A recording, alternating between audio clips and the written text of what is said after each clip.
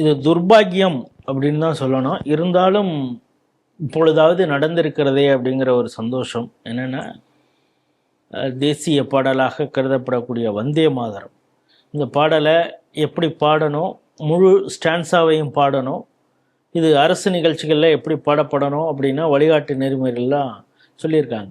ஆனாலும் காங்கிரஸ் அல்லாத மாநிலங்கள் ஒரு சில இடங்களில் வேண்டுமென்றே இந்த வந்தே மாதரத்தை அவமதிக்கக்கூடிய வேலைகள் நடந்து கொண்டு இருக்கிறது. அப்படி வந்தே மாதரத்தை அவமதிப்பவர்கள் மீது சட்ட ரீதியாக நடவடிக்கை எடுக்க, ஏன்னா அது இந்த தேசத்துடைய தேசிய பாடலாக இருக்கிறதுனால ஒரு மசோதா தாக்கல் பண்ணாங்க. அது ராஜ்யசபாவில் பாஸ் ஆனது, லோக்சபாலையும் இது பாஸ் ஆகிருக்குது.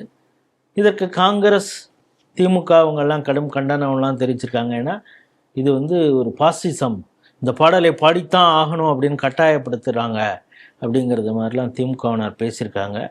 அதில் பேசும் பொழுது இந்த நாட்டை துண்டாடியது இரண்டு, ஒன்று பார்த்திங்கன்னா சவார்கர், இன்னொன்று வந்தே மாதரம், ஆர்எஸ்எஸ் அப்படின்லாம் ராசா பேசியிருக்காரு. நாடு துண்டாடுவது, பாகிஸ்தான ஒரு நாடு உருவானதுக்கே சவார்கர் தானே புது விளக்கம்லாம் சொல்லியிருக்காரு. இந்த செய்தி எப்படி பார்க்குறீங்க? நல்ல செய்தி. நீங்கள் சொன்னது போல் இத்தனை ஆண்டுகளுக்கு பிறகு வந்தே மாதரத்துக்கு உரிய ஒரு அங்கீகாரம் கொடுக்கப்பட்டிருக்கிறது. அது மட்டுமல்ல, வந்தே மாதரத்துக்கு அந்த மரியாதை கொடுக்கப்படாவிட்டால் 3 ஆண்டு சிறை தண்டனை என்கின்ற சட்டமும் நிறைவேற்றப்பட்டிருக்கிறது. மசோதான் சட்டமாகி இருக்கிறது. அதற்கான விவாதத்தில் கலந்து கொள்ள கூட ஒரு திராணி இல்லாமல், தைரியம் இல்லாமல் ஓடி ஒளிந்து விட்டார் ராகுல் காந்தி. ஏன்னா பேசுறதுக்கு இங்க பாயிண்ட் இருக்கு. வந்தே மாதரத்தை பத்தி பேசினா நிச்சயமாக காந்தி அவர்களையும் நேரு அவர்களையும் விமர்சிக்காமல் இருக்கவே முடியாது. சிறுபான்மையினரை, முஸ்லிம்களை தாஜா செய்வதற்காக வந்தே மாதரம் வெட்டப்பட்டது, தேசிய கொடி வெட்டப்பட்டது, இல்லை வரலாறு. அதனால அந்த டிபேட்லேயே இந்த உண்மை நாட்டு மக்களுக்கு இந்த காலத்தில் இந்த வரலாறு யாருக்கும் தெரியாது. அந்த உண்மையான வரலாறு தெரியப்படுத்தப்பட்டு இருக்கிறது. அதே போல வந்தே மாதரம் என்பது நம்முடைய தேசத்தினுடைய ஆன்மா.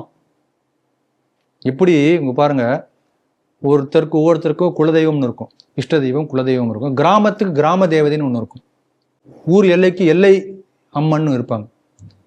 அதே போல இந்த நாட்டுக்கான தெய்வமாக பாரத தாய் என்று சொல்லக்கூடியது வந்தே மாதரம்.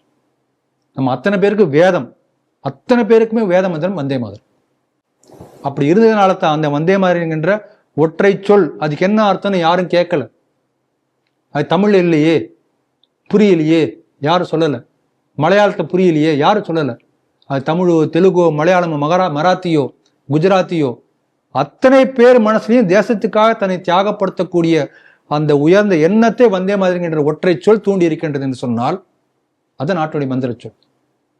அந்த அளவுக்கு பவர்ஃபுல் மந்திரம் இல்லைங்களா? அந்த வந்தே மாதரம் என்று சொன்னதற்காக துப்பாக்கி குண்டுகளுக்கு தன்னை பலியாக்கி கொண்டார் மராட்டி சேர்ந்த சிறுவர்கள்லாம். எத்தனை பேர் தடியடித்தான்னாங்க. திருப்பூர் குமரன் தமிழ்நாட்டில் வந்தே மாதரம் என்று சொல்லுகிறான், கொடியை தாங்கி பிடிக்கிறான், குண்டடிப்பட்டு இறக்கிறான் இல்லைங்களா? இன்னைக்கு அந்த காங்கிரஸ் கேவலம் அதே வந்தே மாதரத்தை எதிர்த்து அவங்க பேசுறாங்க. வந்தே மாதரம் பகத்சிங் ஆகட்டும், இல்லை தூக்கு மேடையை ஏறி அத்தனை பேர் ஆகட்டும், கடைசியா சாகறதுக்கு முன்னால வந்தே மாதரம் என்று சொல்லிட்டு தான் செத்து போயிருக்காங்க. அந்த அளவுக்கு நாட்டு மக்களை கட்டி பிணைத்த ஒரு பெரிய மந்திரம் வந்தே மாதரம். அதற்கு உரிய மரியாதை இப்போ மோடி அரசு மட்டும்தான் கொடுக்கப்பட்டிருக்கிறது. அதை நான் பாராட்டுறேன். அது இது பார்த்தீங்கன்னா அந்த ஆனந்த மடம் என்கின்ற நூலில் பங்கிம் சந்தர் சாட்டர்ஜி ஒரு பவானந்தன் ஒரு சாமியார் பாடுற மாதிரி இருக்கும், பாரத தாயை பற்றி பாடுற மாதிரி அந்த பாட்டு வரும். கடைசியாக நாடு முழுக்க அந்த பாட்டு எல்லா மொழிகளும் மொழிபெயர்க்கப்பட்டு பிரபலமாயிடுச்சு. அதனால ஒரு நல்ல ஒரு முயற்சி தான் அது. கனிமொழி அக்கா அந்த மாதிரி வழக்கம் போல திராவிட மாடல்ல இருக்கிறதுனால கொஞ்சம் இழுத்தெல்லாம் பேசியிருக்காங்க. ஆனால் சட்டமான பிறகு இனிமேல் பேச முடியாது. ஏன்னா நேற்று வரைக்கும் வந்தே மாதரம் மதரசாக்கள் ஹராம். இனிமேல் ஐயோ அது புனிதமான மந்திரம் அவங்களும் சொல்ல போறாங்க. ஏன்னா கையில பிரம்பு எடுத்தா ஹராம் எல்லாம் மாறிடும். அதனால அந்த பிரம்பு என்கின்ற ஒரு 3 ஆண்டு தண்டனையை சட்டமாக நிறைவேற்றியிருக்கிறது மோடி அரசு. அதற்கு பாராட்டுதல்.